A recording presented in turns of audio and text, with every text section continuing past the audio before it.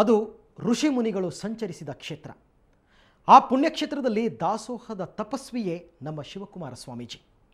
ಈ ಜ್ಞಾನಮೂರ್ತಿ ಸಿದ್ಧಗಂಗೆಯನ್ನು ಹೇಗೆ ಕಟ್ಟಿದ್ದಾರೆ ಗೊತ್ತಾ?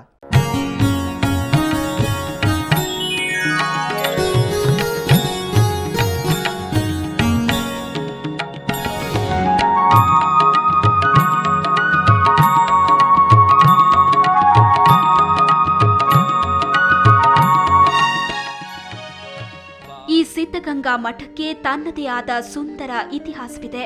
ಅದು 600 ವರ್ಷಗಳ ಹಿಂದಿನ ಕಥೆ. ಈ ಮಠವನ್ನ ಸ್ಥಾಪಿಸಿದ ಗೋಸಲ ಸಿದ್ದೇಶ್ವರರು ತಪಸ್ಸು ಮಾಡ್ತಾ ಸಿದ್ಧಗಂಗೆಗೆ ಬಂದ್ರಂತೆ. ಆಗ ವಿರಕ್ತರೊಬ್ಬರು ದಾಹದಿಂದ ಬಳಲ್ತಾ ಇದ್ರಂತೆ. ಆದರೆ ಎಲ್ಲಿ ಹುಡುಕಿದ್ರೂ ನೀರೇ ಸಿಗ್ಲಿಲ್ಲ. ಆಗ ಆ ಋಷಿ ಬಂಡೆಯೊಂದನ್ನ ಒಡೆದು ನೀರು ಚಿಮ್ಮಿಸಿದ್ರಂತೆ. ಆ ಜಾಗವೇ ಇಂದಿನ ಸಿದ್ಧಗಂಗೆ.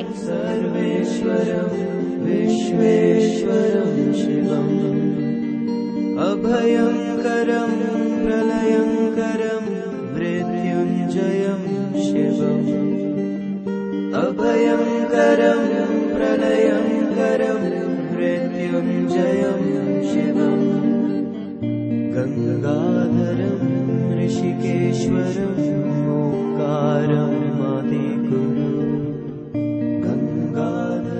ಈ ಮಠವನ್ನ ಶಂಕರಪ್ರಭಾ ಸ್ವಾಮೀಜಿ, ಚನ್ನಬಸವೇಶ್ವರ ಸ್ವಾಮೀಜಿ, ಶ್ರೀ ನಂಜುಂಡಪ್ಪಾರಾಧ್ಯ ಸ್ವಾಮೀಜಿ, ತೋಂಟದ ಸಿದ್ದಲಿಂಗೇಶ್ವರರು, ರುದ್ರಮುನಿಗಳು, ಇನ್ನು ಈಗಿನ ದಾಸೋಹ ಸಂಸ್ಕೃತಿಗೆ ನಾಂದಿ ಹಾಡಿದ ಉದ್ದಾನ ಶಿವಯೋಗಿಗಳು ಬೆಳೆಸಿದ್ದಾರೆ.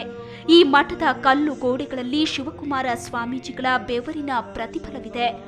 ಸ್ವಾಮೀಜಿಯವರನ್ನ ಇಲ್ಲಿಗೆ ಬರೋ ಭಕ್ತರು ಭಕ್ತಿಯಿಂದ ಬುದ್ಧಿ ಅಂತಾನೆ ಕರೀತಾರೆ.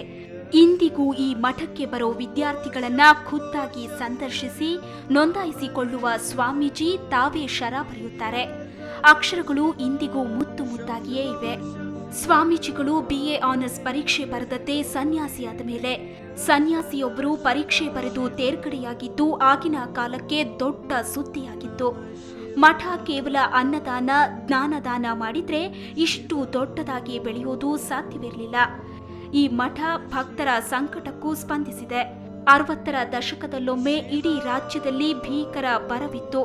ಅದು ಜನರಿಗೆ ತಿನ್ನಲು ಅನ್ನವಿಲ್ಲದೆ ಕಣ್ಣೀರಿಡ್ತಿದ್ದ ಕಾಲ. ಆಗ ಮಠದಲ್ಲೇನೂ ಅಪಾರ ಸಂಪತ್ತಿರಲಿಲ್ಲ.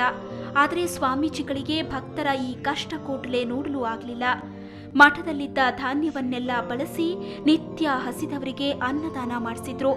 ಸ್ವಾಮೀಜಿಗಳ ಈ ಸೇವೆ ಸಾವಿರಾರು ವ್ಯಾಪಾರಿಗಳ ಮನಸ್ಸು ತಟ್ಟಿತು. ಮಾರುಕಟ್ಟೆಗೆ ಮಾರಲು ತಂದ ಧಾನ್ಯದಲ್ಲೇ ಪ್ರತಿಯೊಬ್ಬರೂ ಮಠಕ್ಕೆ ದಾನ ಮಾಡಿದ್ರು. ಮಠದಲ್ಲಿ ಅಡುಗೆಯ ಒಲೆ ಉರಿಯತೊಡಗಿತು. ಹಸಿದ ಹೊಟ್ಟೆಗಳಿಗೆ ಅನ್ನ ಸಿಕ್ತು. ಇದು ಆಗ ಮುಖ್ಯಮಂತ್ರಿಯಾಗಿದ್ದ ಎಸ್ ನಿಜಲಿಂಗಪ್ಪನವರನ್ನೂ ಸೆಳೆಯಿತು. ಅವರು ಖುದ್ದು ಮಠಕ್ಕೆ ಸಹಾಯ ಮಾಡಿಸಿದ್ರು.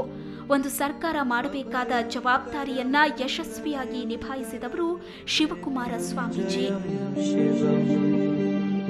अभयंकरं प्रलयंकरं मृत्युंजयं शिवम् गंगाधरं ऋषिकेश्वरं ओंकारं आदिगुरु गंगाधरं ऋषिकेश्वरं ओंकारं आदिगुरु ಇದಾದ ಮೇಲೆ ಭಕ್ತರ ಸಂಖ್ಯೆ ಹೆಚ್ಚುತ್ತಲೇ ಹೋಯಿತು.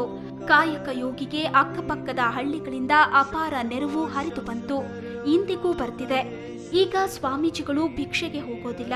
ಆದರೆ ಭಕ್ತರೇ ಮಠಕ್ಕೆ ವರ್ಷಕ್ಕಿಷ್ಟು ಅಂತ ತಂದು ಕೊಡ್ತಾರೆ.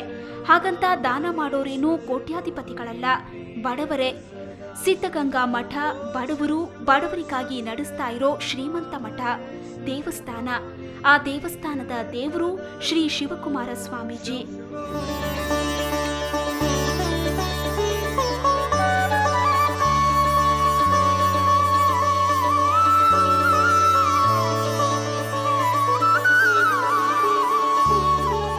ಇಂದು ಈ ಗುರುಕುಲದಲ್ಲಿ 10,000ಕ್ಕೂ ಹೆಚ್ಚು ವಿದ್ಯಾರ್ಥಿಗಳಿದ್ದಾರೆ. ಅವರಿಗೆ ಊಟ ಉಚಿತ, ವಿದ್ಯಾಭ್ಯಾಸ ಉಚಿತ, ವಸತಿಯೂ ಉಚಿತ. ಮಠದಲ್ಲಿ ಪ್ರತಿದಿನ 3,000ಕ್ಕೂ ಹೆಚ್ಚು ಜನರಿಗೆ ಅನ್ನದಾಸೋಹ ನಡೆಯುತ್ತೆ.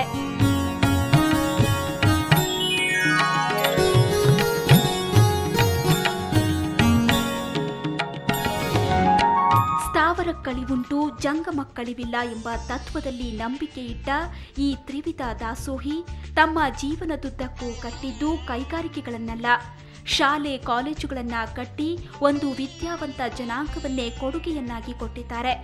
ಅವರಿಗೆ ಕರ್ನಾಟಕ ವಿಶ್ವವಿದ್ಯಾಲಯ ಗೌರವ ಡಾಕ್ಟರೇಟ್ ನೀಡಿ ಗೌರವಿಸಿದೆ. ಕರ್ನಾಟಕ ಸರ್ಕಾರ ಕರ್ನಾಟಕ ರತ್ನ ಪ್ರಶಸ್ತಿ ನೀಡಿ ಪುರಸ್ಕರಿಸಿದೆ. ಕೇಂದ್ರ ಸರ್ಕಾರ ಪದ್ಮ ಪುರಸ್ಕಾರ ನೀಡಿದೆ. ಸಿದ್ಧಗಂಗಾ ಮಠ 200ಕ್ಕೂ ಹೆಚ್ಚು ವಿದ್ಯಾಸಂಸ್ಥೆಗಳನ್ನು ನಡೆಸುತ್ತಿದೆ. ಪ್ರಾಥಮಿಕ, ಮಾಧ್ಯಮಿಕ, ಪ್ರೌಢ ಶಿಕ್ಷಣಕ್ಕೆ ಮೊದಲ ಆದ್ಯತೆ. ತುಮಕೂರು ಜಿಲ್ಲೆಯಲ್ಲಂತೂ ಎಲ್ಲಿ ಸರ್ಕಾರಿ ಶಾಲೆಗಳಿಲ್ಲವೋ ಅಲ್ಲಿ ಸಿದ್ಧಗಂಗಾ ಮಠದ ಶಾಲೆಗಳಿವೆ. ತುಮಕೂರು ಶಿಕ್ಷಣ ಕೇಂದ್ರವಾಗಿದೆ. Medical, engineering, business management, ITI ಹೀಗೆ ತಾಂತ್ರಿಕ ಶಿಕ್ಷಣದಲ್ಲೂ ತನ್ನ ಕೊಡುಗೆಯನ್ನ ನೀಡುತ್ತಿದೆ. 1941ರಿಂದ ಮಠವನ್ನ ಯಶಸ್ವಿಯಾಗಿ ಕಟ್ಟಿ ಬೆಳೆಸಿದ ಕಾಯಕ ಯೋಗಿ ಈಗ ವಿಶ್ರಾಂತಿ ವಹಿಸಿದ್ದಾರೆ. 104 ವರ್ಷದ ಹಿರಿಯ ಜೀವ ಈಗ ವಿಶ್ರಾಂತಿ ವಹಿಸಿದೆ. 22 ವರ್ಷದಿಂದ ತಾವೇ ತರಬೇತಿ ಕೊಟ್ಟ ಸಿದ್ಧಲಿಂಗ ಸ್ವಾಮೀಜಿಗಳಿಗೆ ಅಧಿಕಾರ ಹಸ್ತಾಂತರಿಸಿದ್ದಾರೆ. ಸದ್ಯಕ್ಕೆ ಸ್ವಾಮೀಜಿಗಳು ಮಠದ ಆಡಳಿತಾತ್ಮಕ ಅಧಿಕಾರವನ್ನಷ್ಟೇ ಹಸ್ತಾಂತರಿಸಿದ್ದಾರೆ. ಹೆಚ್ಚಿನ ಜವಾಬ್ದಾರಿಗಳನ್ನ ಈ ಕಾಯಕ ಯೋಗಿ ತಮ್ಮಲ್ಲೇ ಉಳಿಸಿಕೊಂಡಿದ್ದಾರೆ.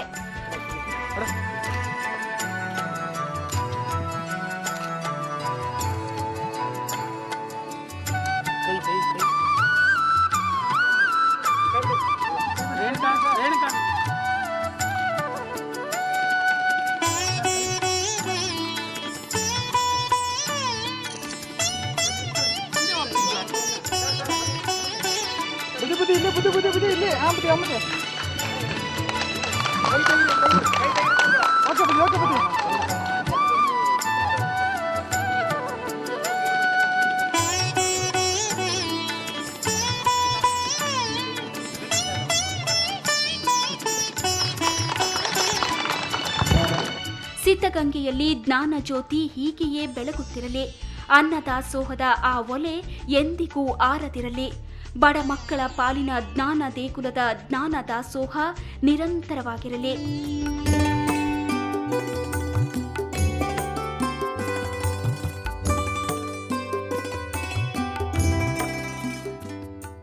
ಸಿದ್ಧಗಂಗೆ ಸಿದ್ಧರ ಕ್ಷೇತ್ರ, ಸಿದ್ಧಯೋಗಿಯ ಪುಣ್ಯಭೂಮಿ. ಆ ಪುಣ್ಯಭೂಮಿಯ ಚರಿತ್ರೆ ಅಮರ ಮಧುರ. ಇದು ಈ ಹೊತ್ತಿನ ವಿಶೇಷ. ಕ್ಷಣ ಕ್ಷಣದ ಸುದ್ದಿಗಾಗಿ ಸುವರ್ಣ ನ್ಯೂಸ್ 24/7 ನೋಡ್ತಾ ಇರಿ.